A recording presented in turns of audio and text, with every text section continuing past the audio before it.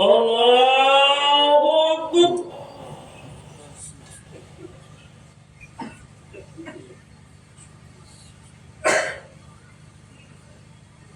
الله أكبر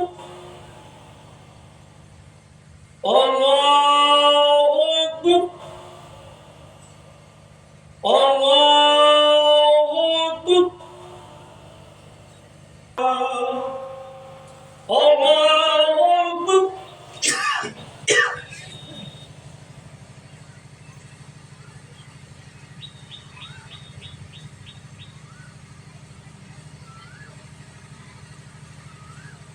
سمع الله لمن حمده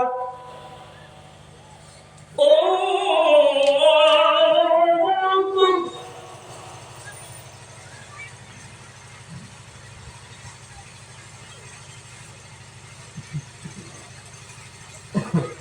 الله أكبر الله أكبر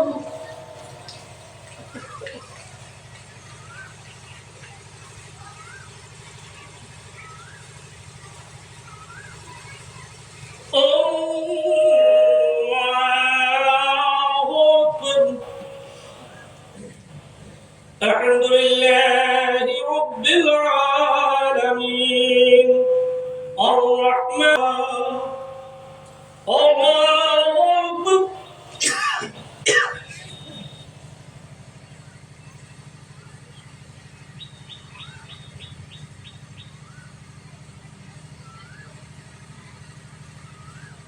سمع الله لمن حمده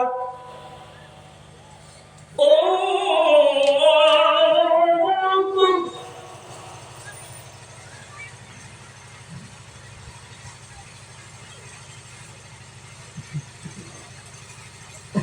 الله أكبر الله أكبر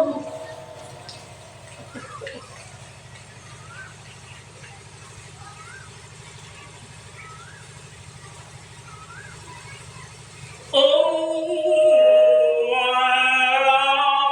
أكبر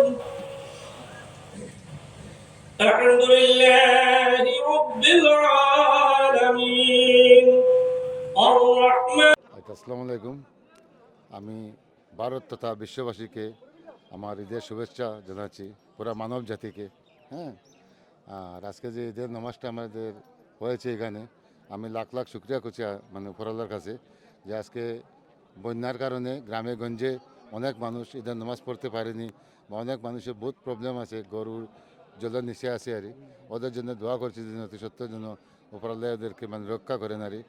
আর বিশেষ করে আমাদের যে এই প্রশাসনের তরফ থেকে আমাদেরকে বলা হয়েছে যে প্রত্যেক ঈদগাহ কমিটি থেকে বলা হতো যে এই কুরবানির নির্দেশ দেওয়া হয়েছে যে কুরবানির যে জাবলা উবলা যেগুলো আছে ওগুলো পুঁতিয়ে রাখার জন্য কুকুর মেকুর শেয়াল কোনো কিছু তুলিয়ে না নিতে পারে আর এদিকে সবার মানে দৃষ্টি আকর্ষণ করতে হবে, বা যাদেরকে আমরা মানে কুরবানির মাংস দিয়ে আর ওরাও যেন কোনো সেফে লিয়া যায়, যেন বিভিন্ন ধর্মের কোনো লোকের কোনো অসুবিধা না হয় আর এই বার্তা দিয়ে আমি আমার এখানে শেষ করছি। ঈদুল আজহা হাইলাকান্দি জেলার সর্বত্র বন্যা কবলিত। গতকাল গিয়েছিলাম পূর্ব হাইলাকান্দি, দেখেছিলি এমন অবস্থা মানুষের যে মানুষের ঘর বাড়ি এখনও জলের তলায়। যাই হোক, আমরা আমাদের একটা সংগঠনের পক্ষ থেকে তাদেরকে কিছু রান্না করা খাবার বন্টন করে দিয়েছি। আজ এখানে সমবেত হয়েছেন সবাই, সুন্দর একটা পরিবেশ সৃষ্টি হয়েছে এবং আবহাওয়া অনুকূল ছিল। সেই হিসাবে এখানে ঈদের নামাজ ঠিক 8টায় আলিয়া মাদ্রাসা ঈদগাহে অনুষ্ঠিত হয়েছে। সেই হিসাবে আমিও আমার ঈদের নামাজ এখানে আদায় করতে পেরেছি হিসাবে নিজেকে ধন্য মনে করছি। আর ঈদের শুভেচ্ছা রইল। ধন্যবাদ। এটুকুই বলবো, ঈদ যেহেতু খুশির উৎসব, তাই এই খুশিতে জাতি ধর্ম নির্বিশেষে আপামর জনসাধারণ যাতে সামিল হতে পারে তার প্রতি সবাই খেয়াল রাখবেন এবং দুস্থ দিগকে, গরিব দিগকে যথাসম্ভব সাহায্য সহায়তা করবেন। কারণ বিশিষ্ট এই কয়েকদিনেই তাদের মধ্যে একটা আশার জাগরণ হয় যে আমরা আজ কিছু পাবো, তাদের এই আশাকে ব্যাহত করবেন না।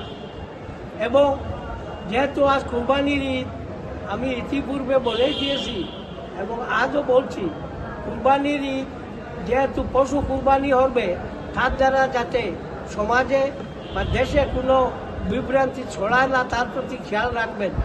এবং কুরবানির যে বর্জ্য পদার্থগুলি সেগুলি মাটিতে এমনিভাবে পুঁতে দেবেন যাতে করে কোনো অবস্থায় কোনো কুকুর বা অন্য কোনো জিনিস তা কেড়ে নিয়ে বা তুলতে পারে না এবং তুলে আমাদের মধ্যে বিভেদের সৃষ্টি করতে পারে না। সবাই সুন্দর এবং সৌহার্দ্যপূর্ণ পরিবেশে আপনারা থাকুন এবং সম্প্রীতি, সাম্য, ভ্রাতৃত্বকে বজায় রেখে সবাই চলার চেষ্টা করুন। কারণ এই পৃথিবী ক্ষণস্থায়ী, আমরা সবাই চলে যাব। আমাদের যে কীর্তিকলাপ তা থাকবে, যদি মানুষকে কষ্ট দিয়ে থাকি তাও থাকবে, যদি মানুষকে আমরা সাহায্য করে থাকি তাও থাকবে।